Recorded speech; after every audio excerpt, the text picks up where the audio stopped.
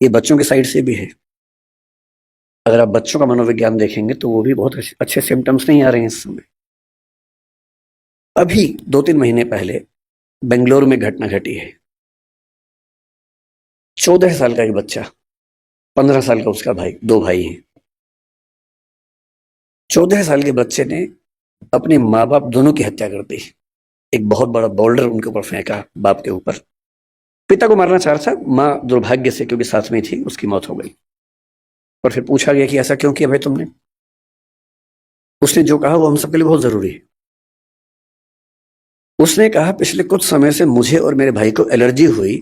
उस एलर्जी की वजह से हमारी त्वचा कहीं कहीं जल गई, काली हो गई। और रोज हमारे पापा बोलते थे, मतलब गालियां देते थे कि तुम कितने भद्दे दिखते हो, बदसूरत दिखते हो, क्या करते हो, बदतमीजी करते हो, कुछ गलत काम करते हो, इसलिए ऐसा हो गया है।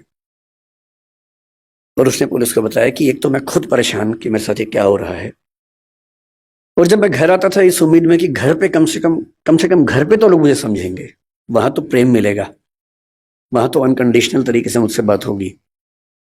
वहां भी गालियां पड़ती थी, रोज गालियां सुनता था। और एक दिन जब गालियां बहुत ज्यादा हो गई, नहीं झेल पाया, तो मैंने कदम उठाया और मुझे इस वक्त तक कोई अफसोस नहीं। ऐसी घटना है। 14 साल का बच्चा है सिर्फ। आप इंटरनेट पे केवल एक चीज सर्च करके देखिए कि ऐसी माताएं या पिता बूढ़े जिनको बच्चों ने घर से बाहर निकाल दिया हो।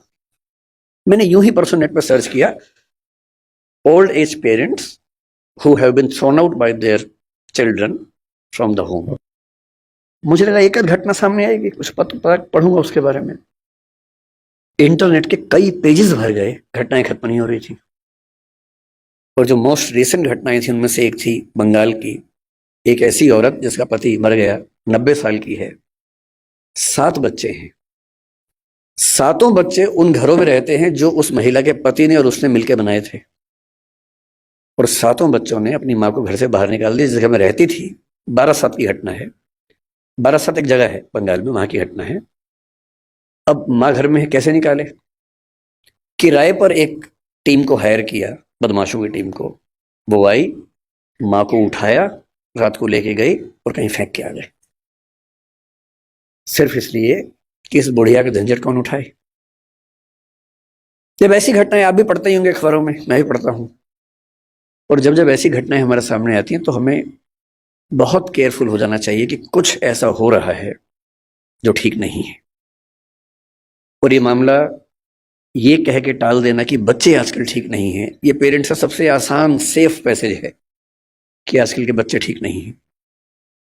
हमें समझना चाहिए कि ये मामला बच्चों से ज्यादा पेरेंट्स के लिए महत्वपूर्ण है, कि उनसे कहीं कोई ऐसी गलती तो नहीं हो रही कि ऐसी घटनाएं हमारे समाज में ज्यादा हो रही हैं।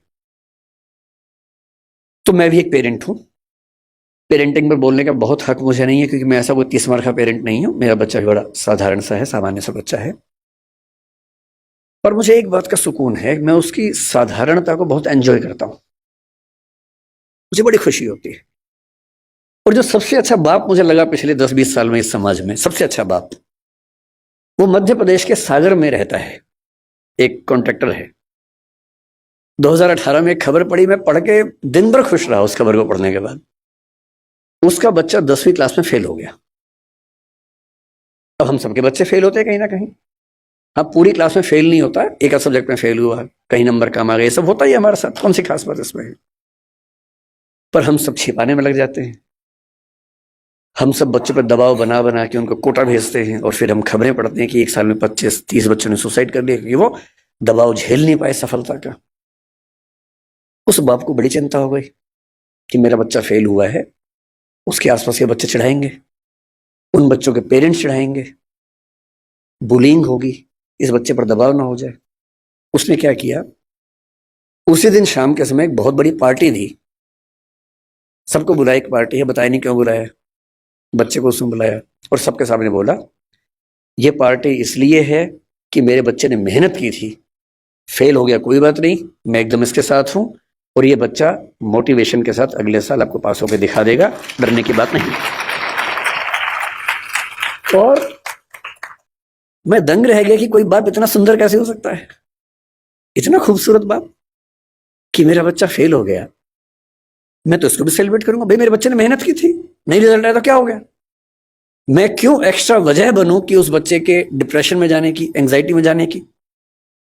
और वो खबर पढ़ के मुझे लगा कि ये तो एक फिल्म बनाने लायक खबर है। आजकल मैं खबरें पढ़ता हूँ तो मुझे वो भी दिमाग में आने लग गया कि फिल्म किस क्योंकि पिछले कुछ साल मेरा वैसा एक्सपीरियंस भी रहा इस फिल्म की स्क्रिप्ट लिखने के दौरान। ट्रेनिंग ऐसी हुई कि अब हम खबर पढ़ते सोचते हैं कि फिल्म में कैसे सेट होगा, कैसे फिल्म में ला सकते हैं इस बात को।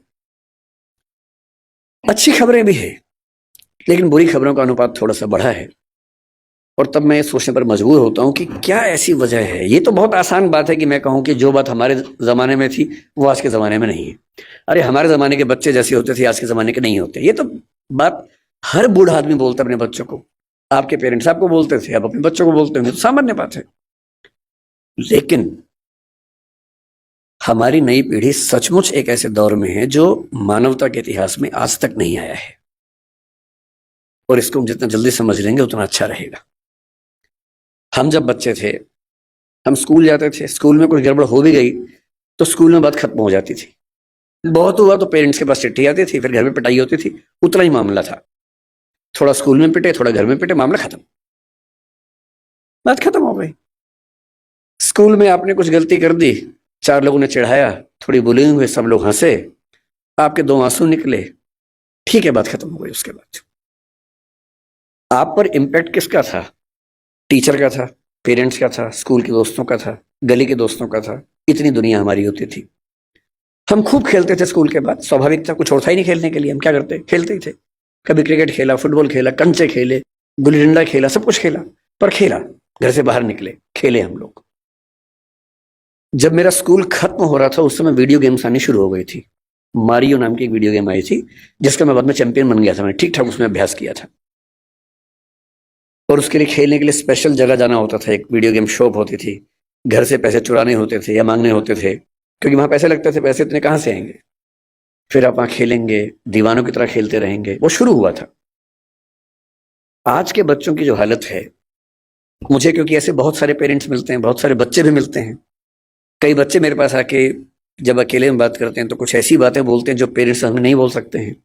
मुझे उनके पेरेंट्स पे तरस आता है।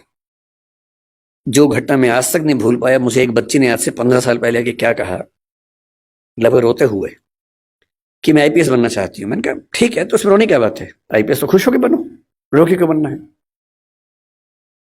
तो उसने कहा आईपीएस इसलिए बनना है कि आज से कुछ साल पहले गांव में मेरा गैंग रेप हुआ था। अभी मामला सीरियस हो गया, मैं चुप हो गया। मैंने पूछा फिर आपके पेरेंट्स ने क्या एक्शन लिया? पुलिस में रिपोर्ट किया नहीं की? उसने कहा नहीं, पुलिस तो बात की बात है। मेरे जीवन की सबसे बड़ी दुविधा यह है कि मैं अपने पेरेंट्स को बता नहीं सकती,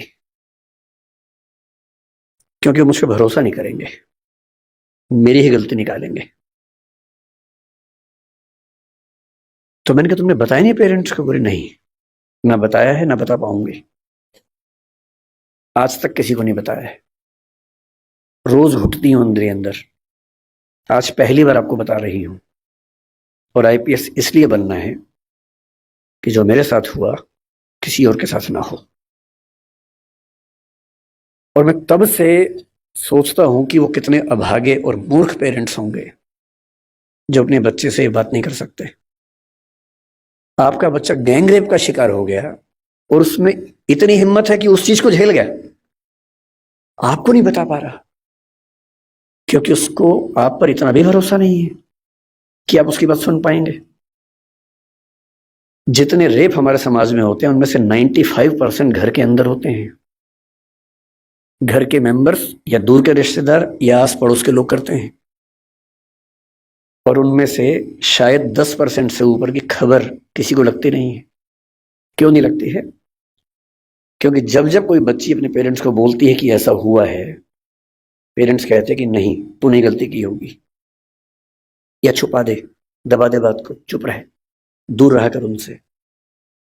हिम्मत नहीं करते कि हिसाब बराबर करें, अपनी बेटी का हक मांगे उस आदमी से, इतनी हिम्मत नहीं करते हैं। ऐसे बुज़दिल समाज में क्या होगा? डिप्रेशन नहीं होगा, एंजाइटी नहीं होगी तो क्या होगा? और उस लड़की की बात सुन के मैं हिल गया था। यह अलग बात है कि उस लड़की ने बहुत मेहनत की, बाद में आईपीएस बन भी गई। उसके बाद वो क्या कितना कर पाई मुझे नहीं पता, पर मेरा ख्याल है कि जिस जिस जिले में वो रहती होगी कम से कम उस जिले की लड़कियां और बेटियां महफूज रहती होंगी। लेकिन वो तो एक अलग बात है, उसने क्या किया अलग बात है।